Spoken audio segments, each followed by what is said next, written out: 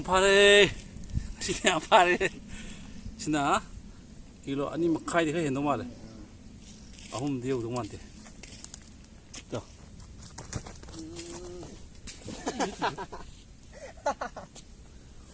Tuh, tali. Ada apa tuh?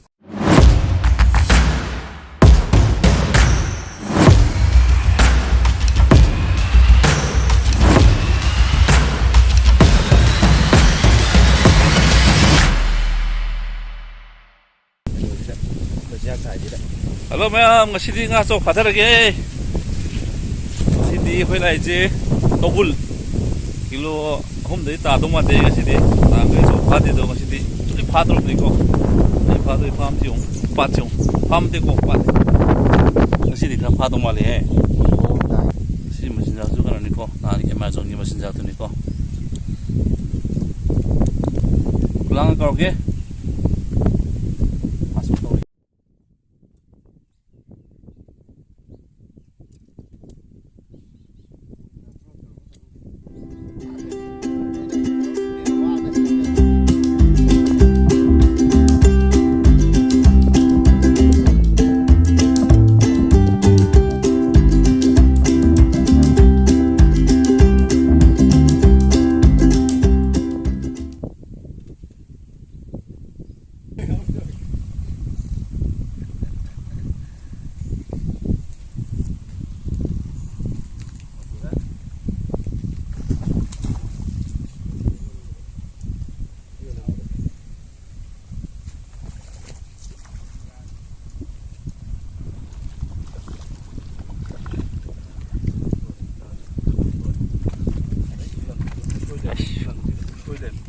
Mà hồ đấy.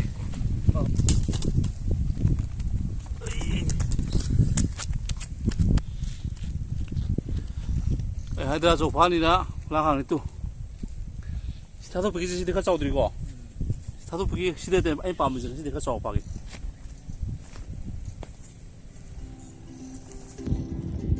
Không bị à, đó đó, tháo bực này.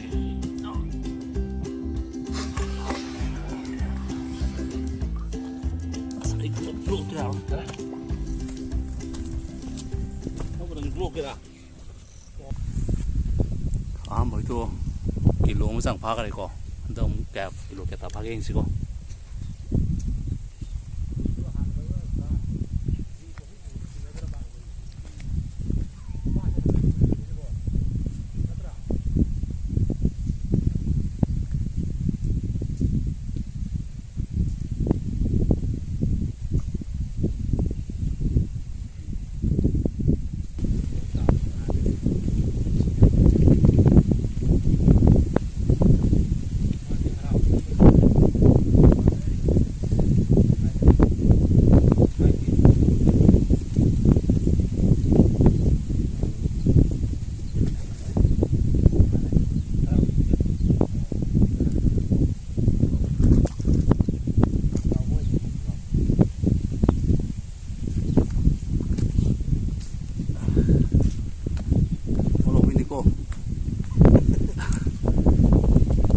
Pháp nên được bỏ, hiện được bỏ, pháp được. Pha một đi cơm này, cái chuẩn tăng đi khắp bơm né, tăng pha cái, mình đi xin cặp đi, Xin đi, tàu tôi cặp được nữa, cặp được. đi đưa.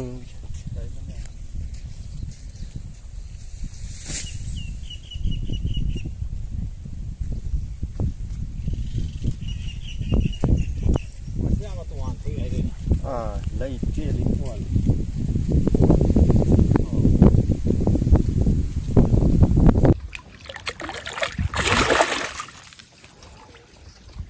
Xuống đây.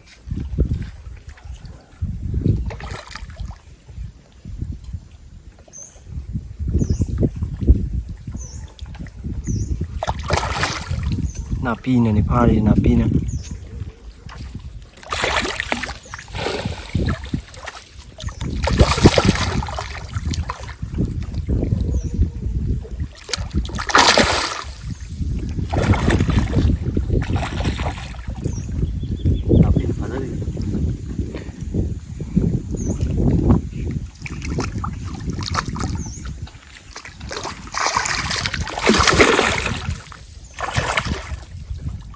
그러라. 마켓에 빼놓고. 네.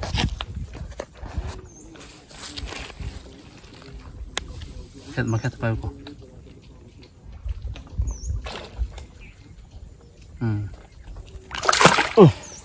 딱 보아네. 네.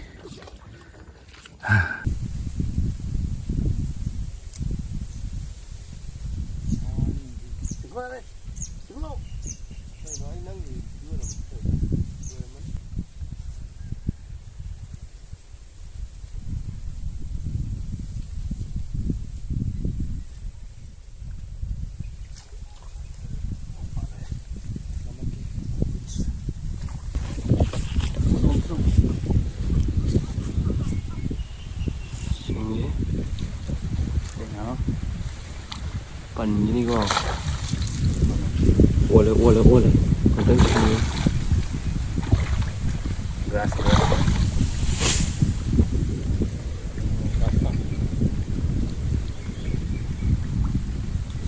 Ini jauh dari sini ke peta nih, Pak.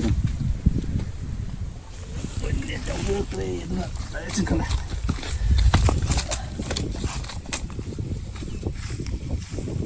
Paling juga nih. Makai tadi paling dia.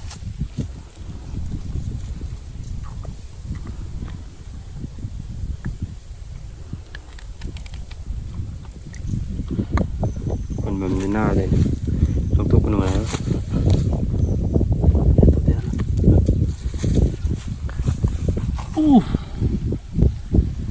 Sini kilo pare. Soalnya. Segitu. Demi apa? Mana yang tadi?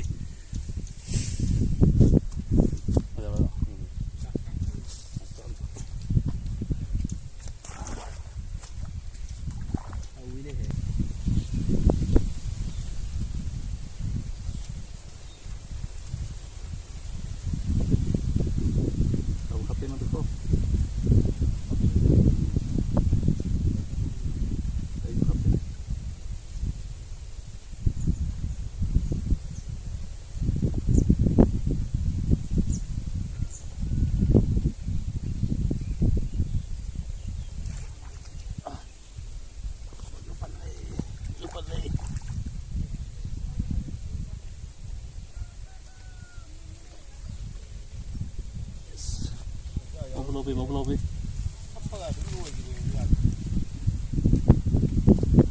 Đâu kìa? Xài xe bro tôm.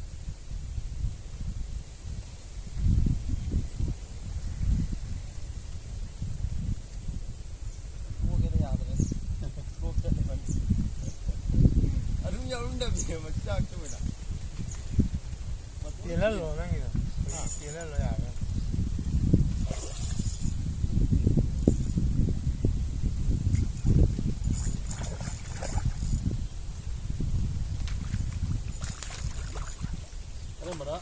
시사 시험이야. 다도 괜찮다. 아, 다도 괜찮다.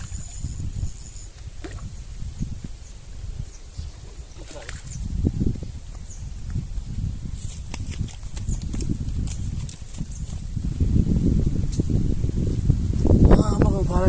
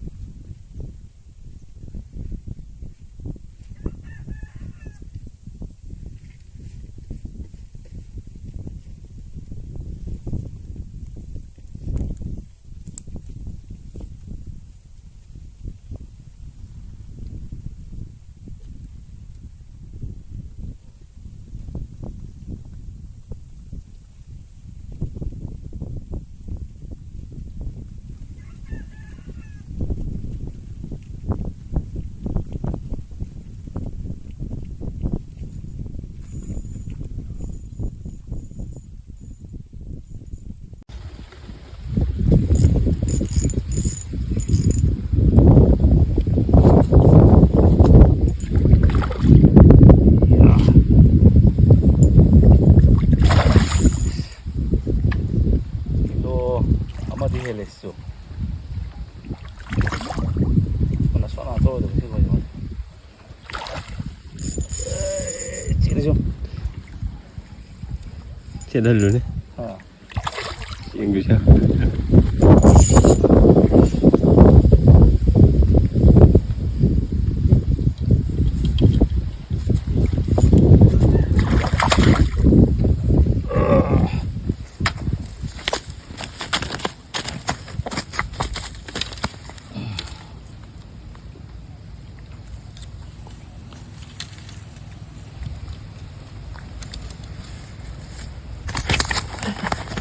tao đấy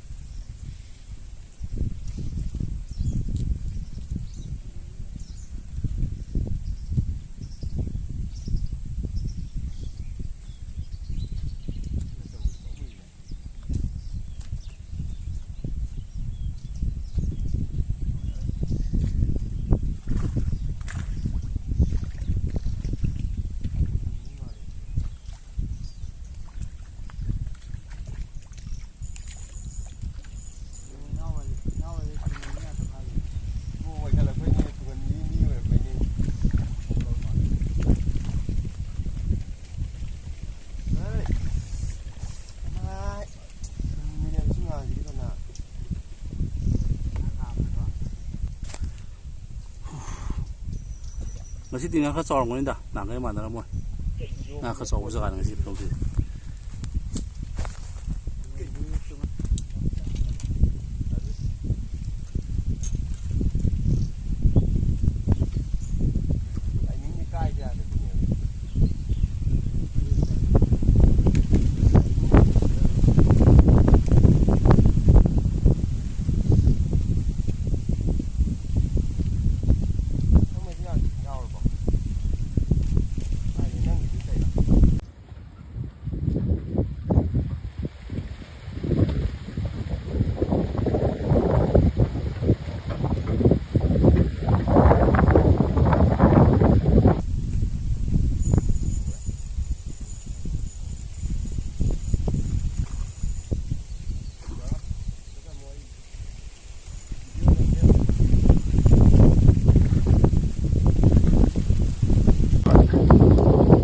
Sorry. Kita kau. Sorry. Quên. Thôi đủ ấy, nán thôi rồi. Lâu rồi đi phần. Khỏe lắm. Vào phá đâu gì không? Ôi bay tiêu ơi, đâu tiêu.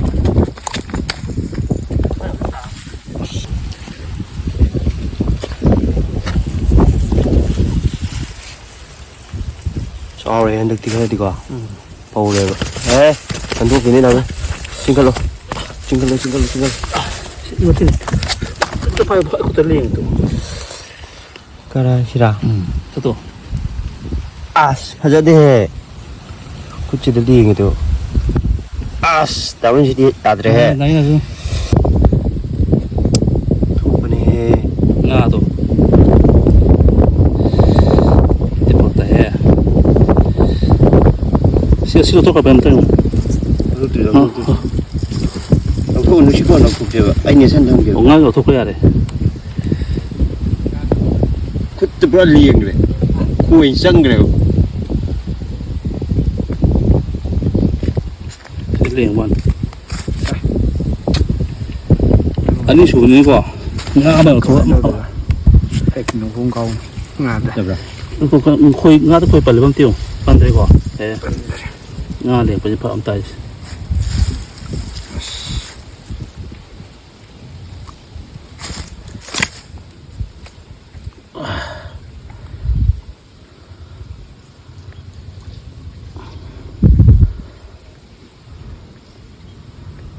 Ngapa nama apa tu kutu yang paling ha?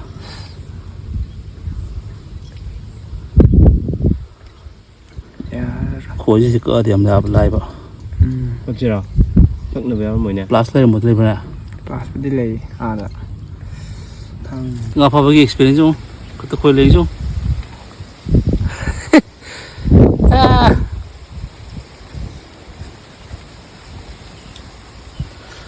아무것도 안 링면이고 너무나 간절하다. 시는데 또 이제 싱아지는 아마 배가 뭐 싱아지 봐보더니 링이지 킬로 아니면 딜레이 어디 가? 네, 아. 잘하네. 예. 합정으로 xin 한번 파대. 합정으로. 중앙민에 또 뭐라 거의 링네. 아, 나 아니 슈브리는 거 아마 딜라소 아마 라소 나오고 대봐. 아, 중독 남 또 가. 바당 링. 비래. 남 또. 야, 그거 거지형 또.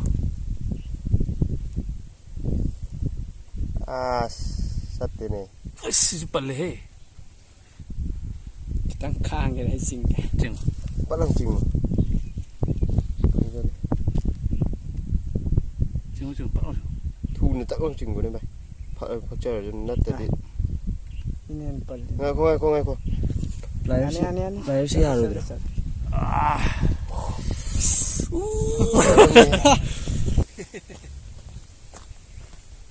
내가 돼야 돼요, 수에다. 물에 떠보고. 물에 날랑들어.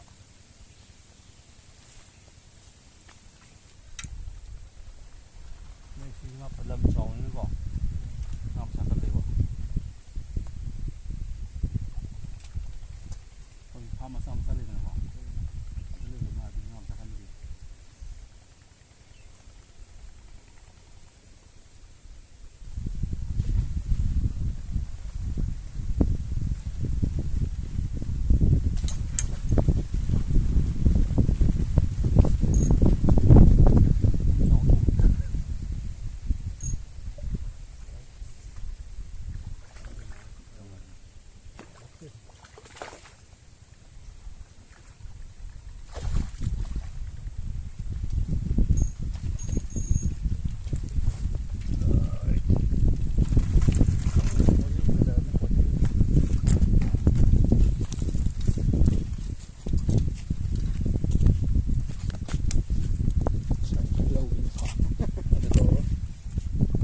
싱글로 딜로 더블로 또. 또 가대 맘매. 맘대다. 아유, 잘해.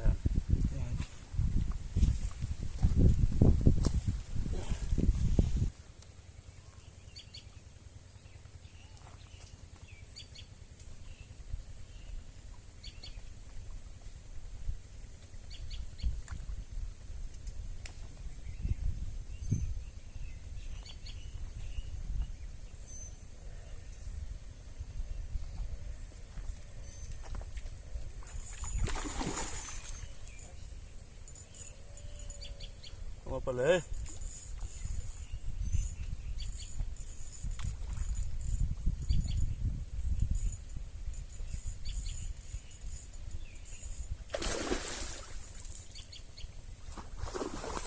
갔다 와라.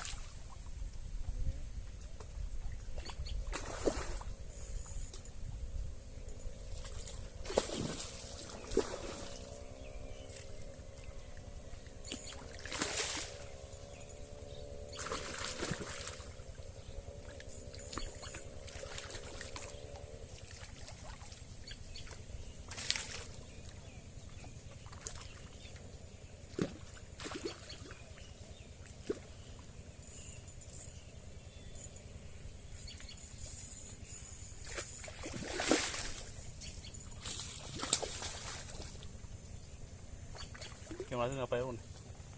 Sih mau tunduk lo autom nih kok. Lepas ini kok. Ada lepas lo.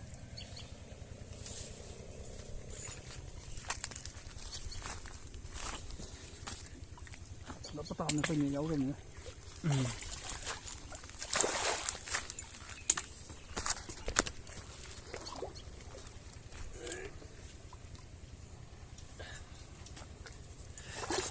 Saya. 같이. 네, 여기 오자 뭐 있지? 같은 자체.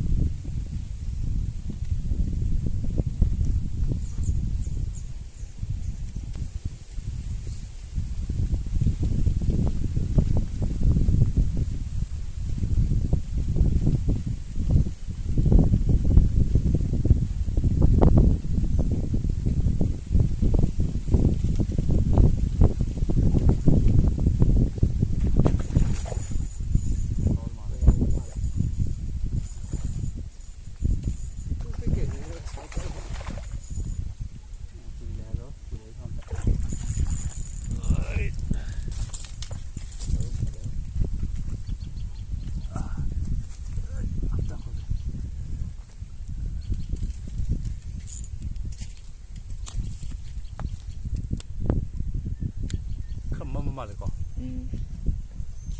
vậy vậy nhận lại là phải xem từ sai xem tu mà nó sẽ đi sota sai xem tên tiko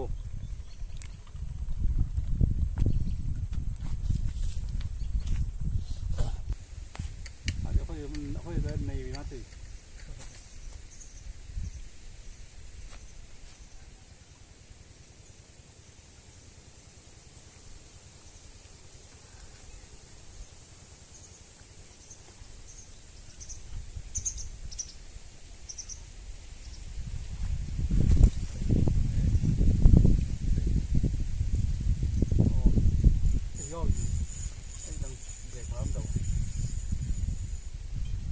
Masuk balik.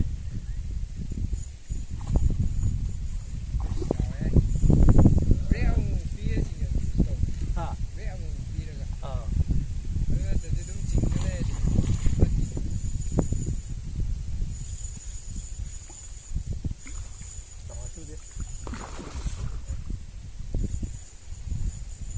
Tàu với chỉ cần nó bây giờ cái gì mà kẹp phải lọc cái đó mà kẹp phải lọc cái đó nó mới thằng cái này cái này cái gì cũng chụp cái này cái này lần nó gần nó cũng áp phục con này cũng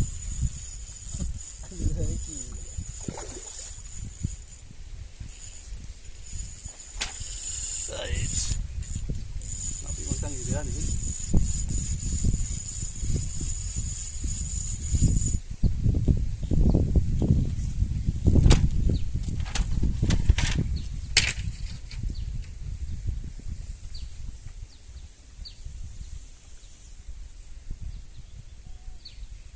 thứ làm không phải đây là cột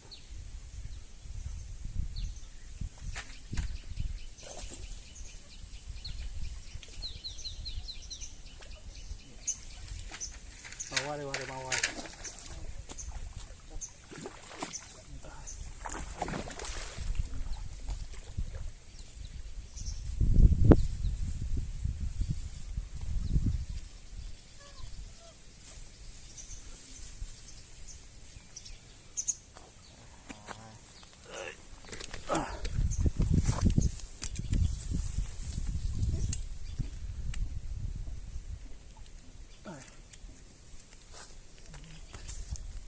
con cái đó tắt rồi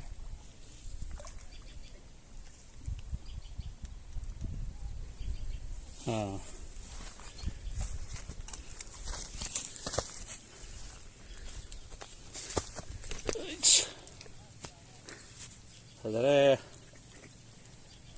tôi cô thuốc không câu gì của tôi là tiền ra này từ chúng tôi em kilo hôm lira kilo hôm ấy này lúc này thì hôm nay chỉ chừng mấy cái kilo hôm một khai hôm thì lẻ này nga제 빠뜨기 밥은 내고 거기 밥 넣는데 밥이 다 떠오디 마삼 갈랭아씩 나면 와이 농아이 예 그래서 거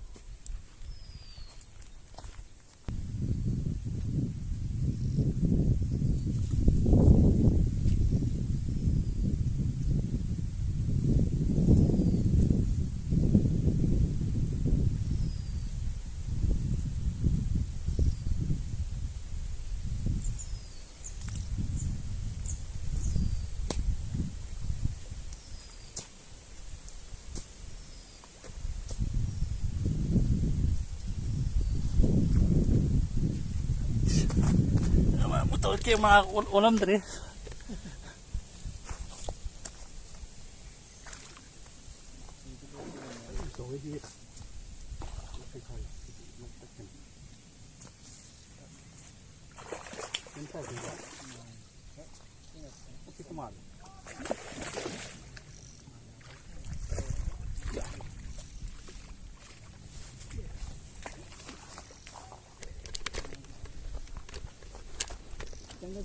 힘들어라.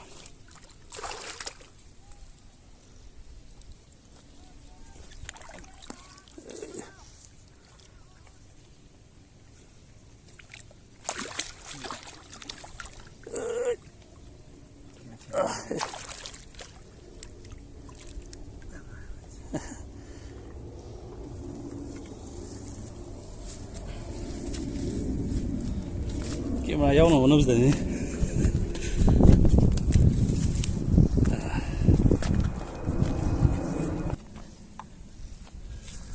좀 파래 신나 파래 신나 길로 아니 막 가야 돼 그래 너무 말해 아홈 되고 너무 안돼 또 나는 이 파대 동시 일단 다 날라 있고 또 불라 파이 있고 바다를 기계 한번 네가 들어 살라게 되고 나 보이네 봐라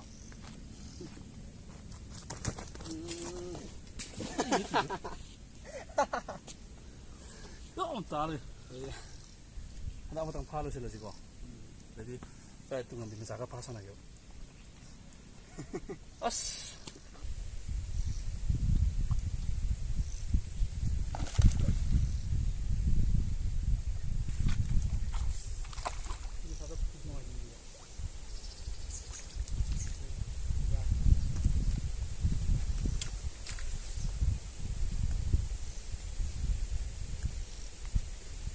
masalah tu pare dari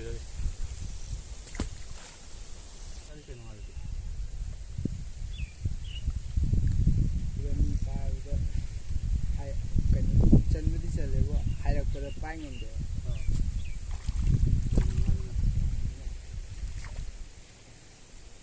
masalah soal itu saya enggak paling dia nggak akan yang mungkin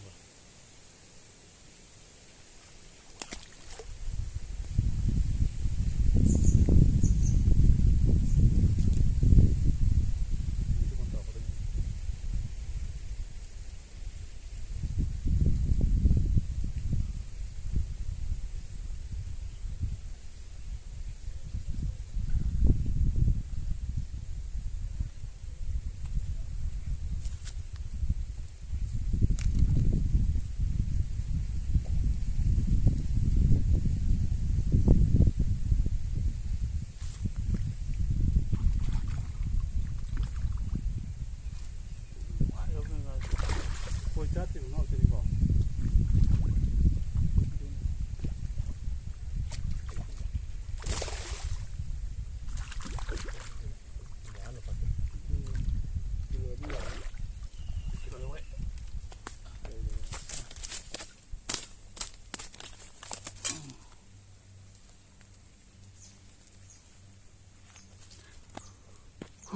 kilo mong sang ini sah yang absen 마땅한 시장을 시길로 신자르게 몇자 중에 식사 맡던 요래 그러나 마탕기 수동문을 하지 마탕가 소 밥을 받사 밥을 거기 나가도 나는데 시리 헐서 파래 되나고 그러나 마땅한 신자르게 예 벌에 애는 좀 비자가지 더블 농업자가니